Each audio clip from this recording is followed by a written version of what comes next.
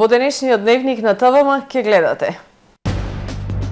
заедничка регионална депонија за југозападен и пелагонски регион ќе се гради во Новаци. Граѓани бараат да им се асфалтира улицата до стамбените згради позади општинската зграда во Охрид.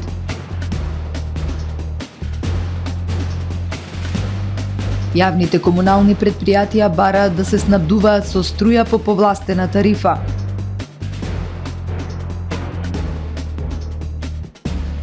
Презентирана дигитална водна книга за спречување на деградација на водите.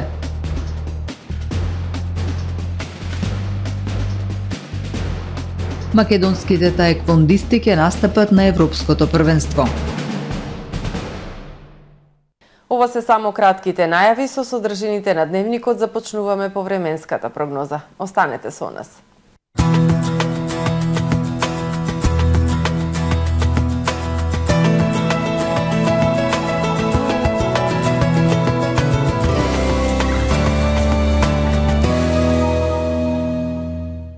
Во Охрид денес студено утро, во текот на денот претежно сончево, ветровито и потопло време со пораст на дневните температури на максимални 10 степени Целзиусови, во текот на ноќта кон среда ведро и студено.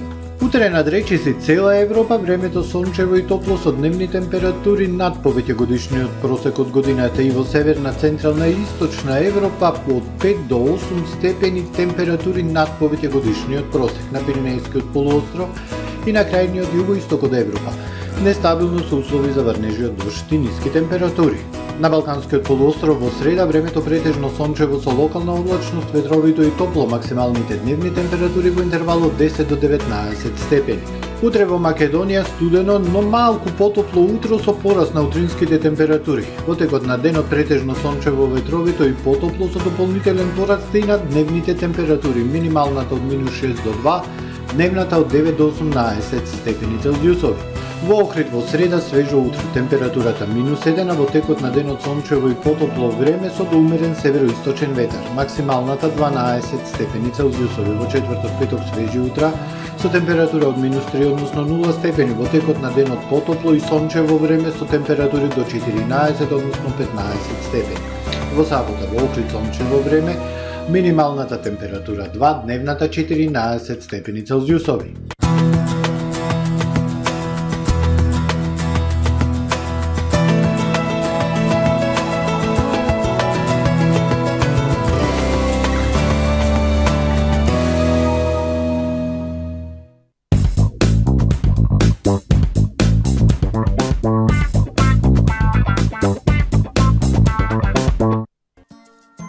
Атва Хоум Центар на нова локација.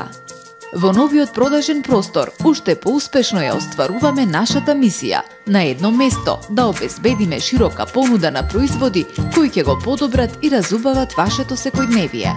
Уредете го вашиот дом, деловен простор или градина без да го оптоварите домашниот буџет. Купувајте по најпристапни цени и со постојани промотивни акции. Во нашиот салон ќе ги пронајдете најубавите и најкреативни подароци за секоја пригода. Атва Хоум Центар. Добре дојдовте во светот на Кармен Бау Центар. Во беспрекорно уреден продажен простор, купувањето во еден Бау Центар никогаш не било попријатно. Со гордост ви го представуваме нашиот шоурум Мараци со најголем избор на плочки од Мараци и санитарија од светски познатите брендови Грое, Колпасан, Идеал Стандард, Рока, Унитас. На располагање ви е нашиот архитект кој ќе ви помогне во осмислување на вашиот проект. Располагаме со најбогатата палета на ламинат во државава. Одберете од 100 различни дизајни на Swiss Chrono.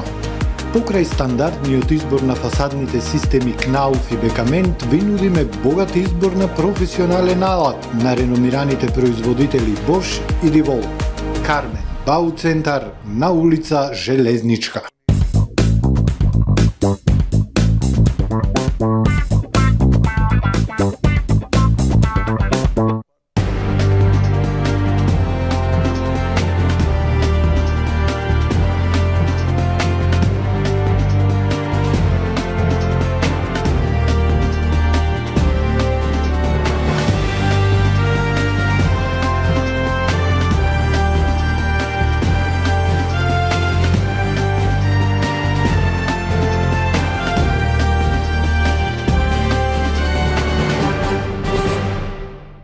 Добар ден. Прво издание на Дневникот на ТВМ. Југозападниот и Пелагонискиот регион ќе градат заедничка меѓурегионална современа депонија во Новаци. Веќе се избрани претоварни станици во неколку општини, од каде сметот ќе се транспортира на депонијата. За изградба на депонијата обезбедени се средства од Европската банка за обнова и развој. На повидок решавање на проблемот со депониите во југозападниот плански регион во земјава, заедно со Пелагонискиот, двата региони ќе градат една меѓурегионална депонија во општина Новаци. Советот на југозападниот регион донесе одлука да се формира ново јавно меѓуопштинско предпријатие за транспорт на сметот. Современата санитарна депонија ќе има горилник на депониски газ, пречистителна станица и простор за складирање на рециклабилни материјали. Овие диви депонии еднушка за секогаш ќе излезат од секојдневниот напад или критики од граѓаните, од невладините. Веќе ние пред 3 месеци седнавме со министерот за заштита на животна средина и задачите кои ни ги дадоа веќе се исполнети. Веќе се избрани претоварни станици во неколку општини од каде сметот ќе се транспортира на депонијата. За изградба на депонијата обезбедени се средства од Европската банка за обнова и развој.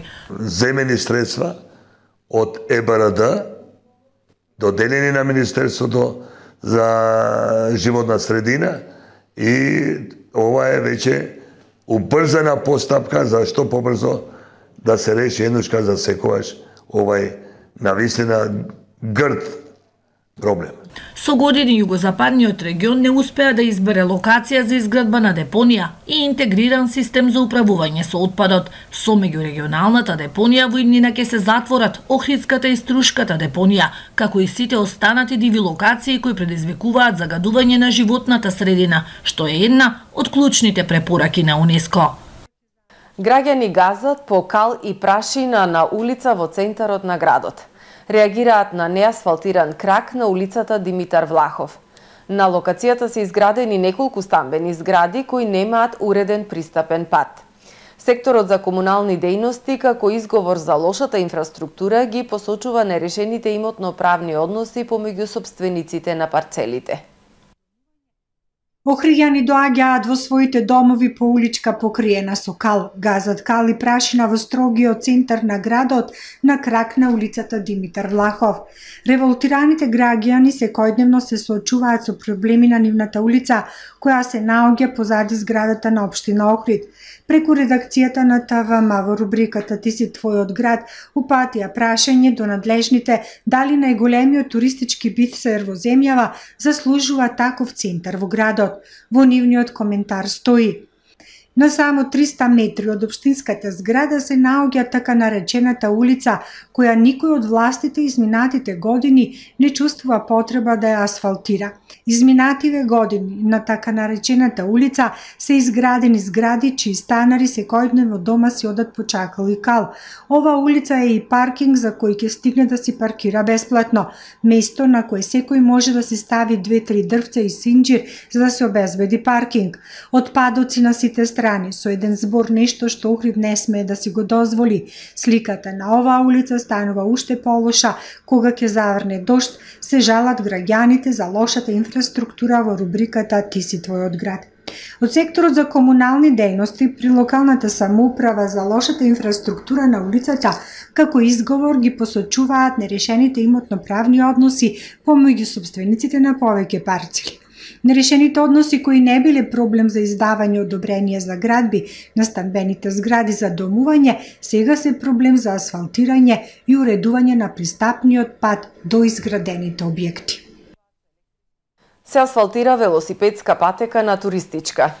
На булеварот од кружниот тек со улицата Јане Сандански во правец на Охридските плажи денес започна активности за асфалтирање на велосипедската патека. Должината на патеката изнесува околу 500 метри. Активностите се реализираат во рамки на програмата за подигнување на урбаната мобилност од секторот за комунални дејности, сообраќај и улици. Изведувач на градежните зафати е Аде Илинден. Шипокно ќе добие водоводна линија. Екипи на јавното предпријатие Водовод по налог на општина Охрид изведуваат градежни активности за поставување на 400 метри цевковод во населба Шипокно. Вредноста на зафатот изнесува 1.700.000 денари. Средствата се одвоени од буџетот на општина Охрид. Со овој зафат значително ќе се подобри водоснабдувањето во населбата, велат од локалната самоуправа. Сдруженијето на даватели на комунални услуги АТКОМ бара од владата да ја разгледа можноста јавните комунални предпријатија да почнат да се снабдуваат со електрична енергија од ЕСМ по повластена тарифа. Јавните комунални предпријатија во општините се во многу лоша состојба, западнати во долгови и не можат да ги плаќаат сметките за струја, што ќе се одрази врз обезбедувањето на комунални услуги за граѓаните, алармираат од Сдруженијето. АТКОМ бараат од владата да ја разгледа можноста јавните комунални предпријатија да почнат да се снабдуваат со електрична енергија од ЕСМ по исти тарифи како котларниците, топлотните станици, училиштата и сите други институции што се со повластена тарифа. Да се врати во собраниска процедура законот со кој ќе се врши отпис на каматите и репрограмирање на долговите кои јавните предпријатија ги имаат кон државните институции. Доколку не се преземат мерки, од АТКОМ алармираат дека предпријатијата ќе бидат принудени да спроведат рестрикции во потрошувачката на електрична енергија, што ќе значи исклучување од работа на пречистителните станици за отпадни води како најголеми потрошувачи. Иван Иванов, председател на управниот одбор на АТКОМ, потенцира дека правото на здрава и квалитетна вода за пиење и чиста животна средина е уставно загарантирано право, но за жал и покрај секојдневните нивни укажувања, надлежните не ја разбирале сериозноста на ситуацијата во која се наоѓаат јавните комунални предпријатија. Граѓаните добиваат увид кои субјекти имаат дозволи да ги користат водите од реките и езерата, надлежните органи пак ќе можат полесно да ги следат и санкционираат оние кои не постапуваат според дозволите и да ја спречат деградацијата на водите. Ова се овозможува со дигиталната водна книга, база на податоци за управување со водите и со методологијата за мониторинг на водните тела. Дигиталната водна книга за потребите на Министерството за животна средина и просторно планирање е изработена во рамките на кампањата Разбистри се. Министерството за животна средина и просторно планирање денес ги промовира резултатите од спроведувањето на проектот за изработка на дигиталната водна книга и правилникот за методологија за мониторинг на водите. Проектот е финансиран од британската амбасада во Скопје, менаџиран од Институтот за комуникацијски студии преку кампањата Разбистри се. Резултатите кои се обезбедија во рамки на проектот имат за цел да ја помогнат на владата на Република Северна Македонија, а пред се на Министерството за животна средина и просторно планирање и другите институции во процесот на осогласување со европските барањата за управување со водите. Но истовремено да обезбедат и зајакнување на административните капацитети за имплементација и примена на законодавство за управување со водите.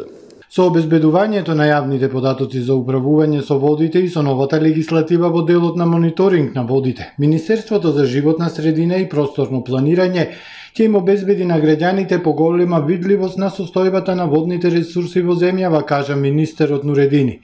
Дејан Андонов, пак програмски координатор на комуникацијските студии и координатор на кампањата Разбистри се, истакна дека постоењето на јавен информативен систем за издадени водни дозволи, како и систематски и стандардизиран мониторинг врз површинските и подземните вози, треба да бидат основа на Министерството за животна средина при водењето одржлива политика за водите.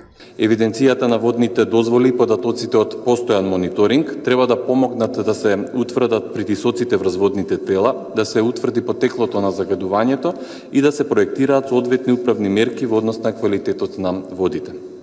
Со вкрстување на податоците од водната книга и мониторингот спроведен од Управата за хидрометеоролошки работи, ќе се овозможи носење одржливи политики и мерки за заштита на водите во нашата земја. На влезовите на маркетите од трговскиот синџир на Кам утрово осамна жолти ленти или надписи попис. Маркетите не работат. Во 84 објекти во подружниците на КАМ во градови низ целата држава се спроведува инспекцијска контрола, за што уште синоќа информираше директорката на Управата за јавни приходи Сања Лукаревска. Акцијата ја спроведуваат повеќе од 300 инспектори, контролори и други овластени лица. Од компанијата КАМ се огласија со известување дека во нивните маркети се врши инспекцијски надзор, се работи за редовна контрола. Оние објекти кои во моментот не работат се затворени заради обезбедување услови за непречено одвивање на работата на инспекторите, спроведување попис и останати потребни активности, се вели во соопштението за јавност. Додаваат дека во текот на денот очекуваат КАМ маркетите да продолжат со редовното работење. Македонската теквондо ITF репрезентација ќе настапи на Европското првенство во Пореч, Хрватска. Боите на нашата држава ќе ги бранат 5 искусни надпреварувачи, кои веќе имаат антидопинг сертификати задолжителни за учество на сите врвни надпреварувања. Теквондо ITF Македонија од 25 март до 2 април ќе учествува на Европското Теквондо ITF првенство кој ќе се одржи во Пореч, Хрватска. Боите на нашата држава ќе ги бранат 5 искусни надпреварувачи. Христијана Парулеска, црвен појас, која ќе се надпреварува во класата девојчиња од 11 до 14 години во две дисциплини: форми за црвен појас, борби до 45 килограми. Давид Крстевски, црвен појас први дан, кој ќе се надпреварува во класата јуниори од 14 до 15 години во форми црвен појас први дан и борби до 55 килограми. Елена Јанеска, црвен појас први дан, која ќе се надпреварува во класата јуниорки од 14 до 15 години во форми црвен појас и борби до 65 килограми. Давид Велковски, црвен појас први дан во класата сениори во форми црвен појас први дан и борби до 71 килограми. Божидар Димитриевиќ во класата црвен појас сениори форми и борби до 85 килограми. Сите членови на нашата екипа имаат антидопинг сертификати задолжителни за учество на сите врвни надпреварувања. Подготовките течеа последните 2 месеци секојдневно и се надеваме на солидни резултати, иако поради ситуацијата со COVID-19 го изгубивме континуитетот на надпреварите, вели предводникот на нашата репрезентација Маријанчо Лазаревски. Сепак, според нивниот историјат, можеме да веруваме во овие наши надпреварувачи. Давид Крстевски на 11 години се закити со медал од Европското првенство во Италија Римини, а Божидар Димитриевиќ и Давид Велковски на светското првенство во Пловдив Бугарија стигнаа до четвртфинале во борби, што е добар показател да се надеваме на добар пласман и на ова европско првенство, додава Лазаревски. Сите надпреварувачи имаат освоено голем број медали, па се надеваме дека ќе го дадат максимумот и ќе не израдуваат со добар пласман. Во продолжение да ги погледнеме и вестите од светот.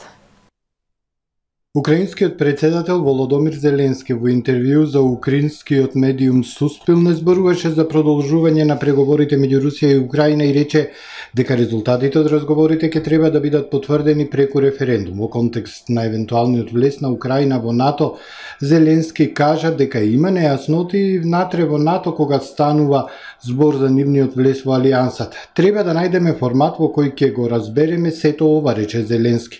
Додаде дека дефинитивно е дојдено време за средба со рускиот лидер Владимир Путин, нагласувајќи дека Украина не може да ги исполни ултиматумите на Русија за време на преговорите. Меѓу другото, зборуваше и за идниот статус на Донбас и Крим. Треба да го направиме овој прв чекор кога станува збор за безбедносните граници. Во мојата прва средба со Путин јас сум подготвен да ги покренам овие прашања, посочи Зеленски. Конечно, тој јасно стави до знаење дека Украина не е во војна со Русија и со рускиот народ. Кина преку ноќ затвори индустријски град со 9 милиони жители, информирајќи денеска за над 4770 нови случаи на позитивниот COVID-19. Кинеската стратегија нулта ковид се соочува со бран на варијантата Омикрон. Синоќа се донесе одлука градот Шенјан да биде под локдаун. Во овој град, индустријски, со фабрики како производители на автомобили BMW, регистрирани се 47 нови случаи на коронавирусот. Сега на жителите им е забрането да излегуваат без 48-часовен негативен резултат на COVID тест. Кина во борбата со вирусот користи и масовно тестирање, затварање на посебни области во градови. Во саботата беше соопштено дека во земјата се евидентирани 2 смртни случаи од COVID-19 за прв пат по повеќе од една година. 2 жени вработени во средно училиште во шведскиот град Малме се убиени во напад на 18 годишен ученик кој бил вооружен со секира и нож, соопшти полицијата. Нападачот е уапсен под обвинение за убиство, а полицијата соопшти дека во инцидентот немало пукање. Шведските медиуми јавуваат дека осумничениот употребил секира и нож. Се додава дека самиот повикал полиција и признал дека убил 2 лица. Во моментот на инцидентот во училиштето имало 50 лица, ученици и наставници. По пристигнувањето на местото на настанот полицијата извршила претрес во објектот, но не нашла индиции дека во инцидентот се вмешани и други сторители. До сега не се пренајдени преживеани меѓу остатоците на авионот на China Eastern Airlines кој вчера се урна во планините на јужниот кинески регион Гуанши, најтешка авионска несреќа во Кина во последните 10 години. Во 7 години стариот авион Boeing 737-800 имало 123 патници и 9 членови на посадата. Остатоци од авионот се пронајдени на место на падот, но до сега не е пронајден никој од оние кои биле во авионот, соопшти државната телевизија CCTV. Авионот кој патувал од Кунминг во Гуанжу се урнал во близина на градот Вужу, предизвикувајќи голем пожар, видлив на сателитските снимки на НАСА. Од ударот се направила дупка на планинскиот терен. Државните медиуми изјавија дека црните кутии ќе се бараат и со дронови, зашто теренот е доста стрмен и непристапен. Министерството за транспорт кажа дека повеќе од 100 авиони Boeing 737-800 на China Eastern Airlines се приземјени по вчерашната несреќа. Почитувани гледачи, ова е се во првиот дневник на ТВМ. Ви благодарам што не следевте. Пријатно.